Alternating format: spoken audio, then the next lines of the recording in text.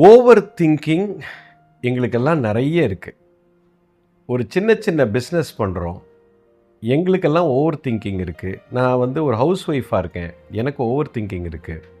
ஒரே ஒரு தொழில் ஒரு 5 பேரை வச்சு வேலை வாங்குறதுக்கு எனக்கு உசுறு போகுது. ஆனால் 1,00,000 பேரை வச்சு ஒருத்தர் வேலை வாங்குகிறான், 10 பிஸ்னஸ் பண்ணுறான், 30 பிஸ்னஸ் பண்ணுறாங்க. அம்பானி இருக்காங்க, அதானி இருக்காங்க, பில்கேட்ஸ் இருக்காங்க. இந்த மாதிரி பெரிய பெரிய தொழிலதிபர்கள் அவங்கள பார்த்தா அவ்வளோ ரிலாக்ஸ்டாக இருக்காங்க. இது எப்படி குறித்து அவங்க திங்கிங் மைண்டு வெடிக்கணுமா இல்லையா? பயங்கரமாக வெடிக்கணும்ல. ஏன் வெடிக்க மாட்டேங்குது? நமக்கெல்லாம் ஏன் வெடிக்குது?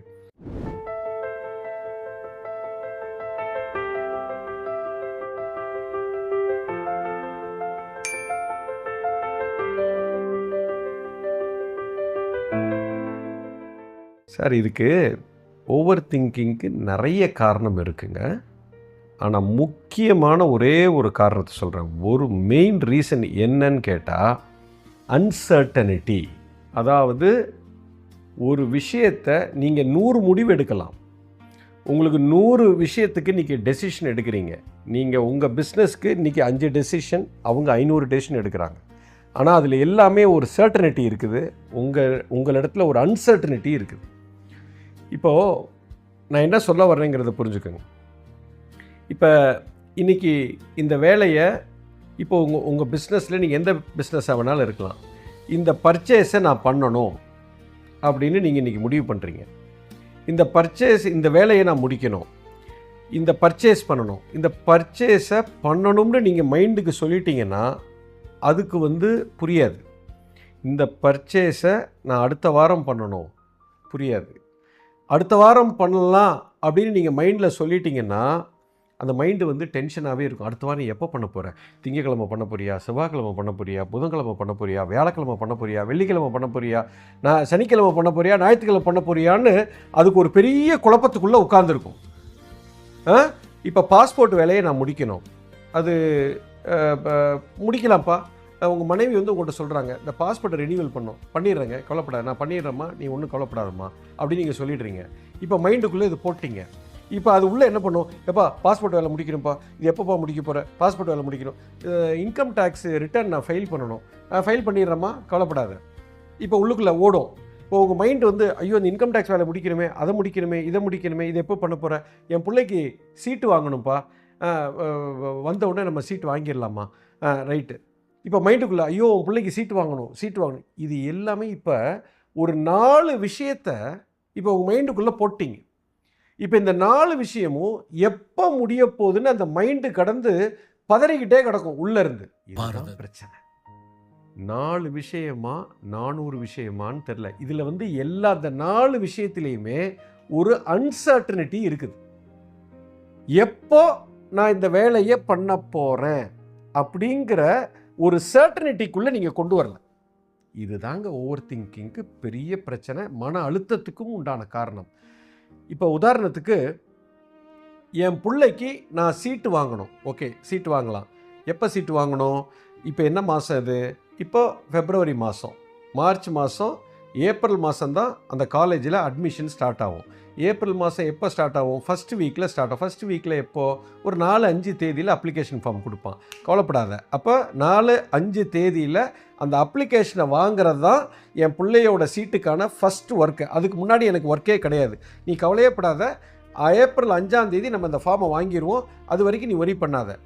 இப்படி நீங்கள் உங்கள் மைண்டுக்கு சொல்லிட்டீங்கன்னா அது இப்போலேருந்து ஏப்ரல் 5 வரைக்கும் அது ரிலாக்ஸ்டாக உட்காந்துருக்கும், உங்களை டிஸ்டர்பே பண்ணாது. பாஸ்போர்ட் வேலையை பண்ணணும். இந்த பாஸ்போர்ட் வேலையை என்றைக்கு பண்ணணும்? இந்த வாரம் நான் இங்கே போக போகிறேன், வேலை இருக்குது, முடியாது. அடுத்த திங்கக்கிழமை முடியுமா? முடியாது.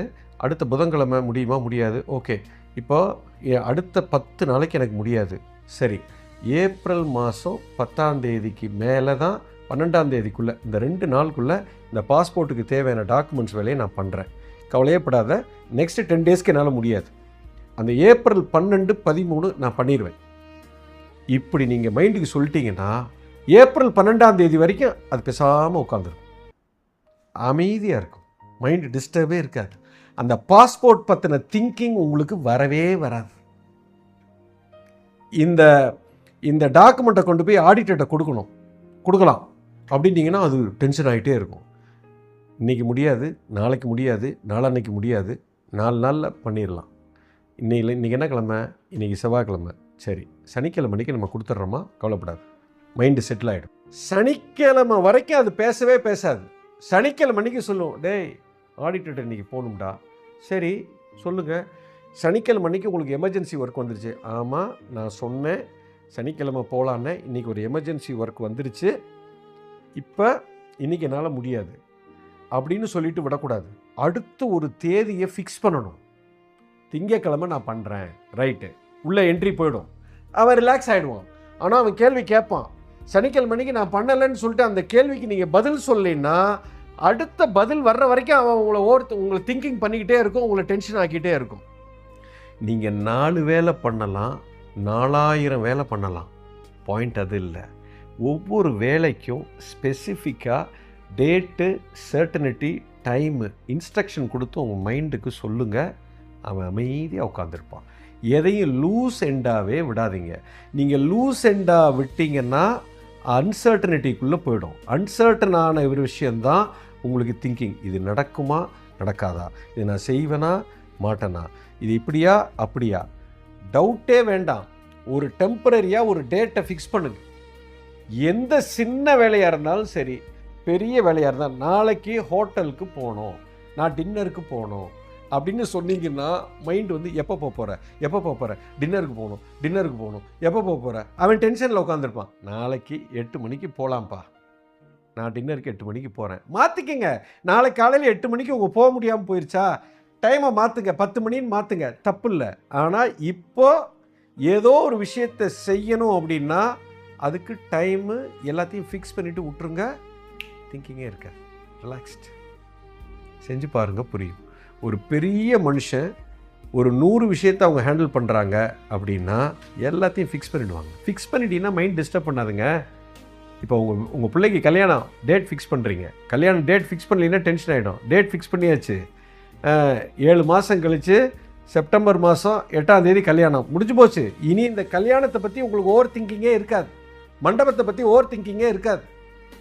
டேட்டை ஃபிக்ஸ் பண்ணிட்டீங்க, டைமை ஃபிக்ஸ் பண்ணிட்டீங்க, இருக்காது. ஃபிக்ஸ் பண்ண முடியலையா, ஃபிக்ஸ் பண்ண முடியலைங்கிறத ஃபிக்ஸ் பண்ணுங்கள். என்னால் இப்போ ஃபிக்ஸ் பண்ண முடியாதுப்பா அடுத்த 2 மாதத்துக்கு. ஏன் இந்த 2 மாதம் அந்த மண்டபம் ஓனர் வெளியூர் போயிருக்காரு, அவர் வந்து ஜூன் 5ஆம் தேதி தான் வருவார், 5ஆம் தேதி தான் என்னால் இந்த மண்டபத்தை ஃபிக்ஸ் பண்ண முடியும். ஸோ அப்போ இன்னையிலேருந்து 5ஆம் தேதி வரைக்கும் இந்த மண்டபத்தை உங்களால் ஃபிக்ஸ் பண்ண முடியாதுங்கிறத ஃபிக்ஸ் பண்ணுங்கள். 5ஆம் தேதி அன்னைக்கு நான் இந்த என் பிள்ளையோட கல்யாண டேட்டை ஃபிக்ஸ் பண்ண போகிறேன். 5ஆம் தேதி வரைக்கும் அது வெயிட் பண்ணும். இதுதான் பாயிண்ட். செஞ்சு பாருங்கள். This is the most important thing. Every damn thing உங்கள் மைண்டில் ஃபிக்ஸ் பண்ணிக்கிட்டே போகணும். பண்ணுங்கள், ஒரு திங்கிங் இருக்கா. புரிஞ்சுருக்கணும்.